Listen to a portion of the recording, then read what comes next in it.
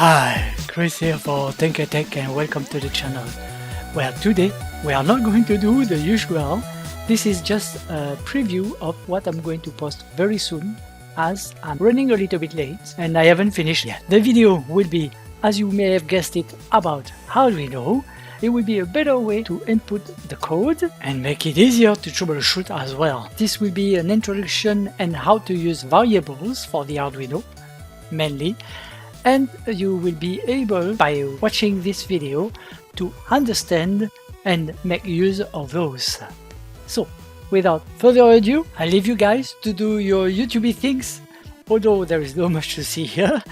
But do your YouTube things by pressing the like button if you want to.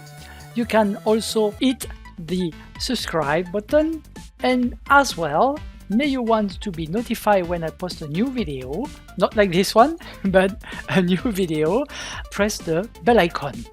However, if you do not like this video, you know that you can always leave a message down below and tell me why you do not like it, so I will try to improve on that. I hope you are all well, stay safe, and bye now guys!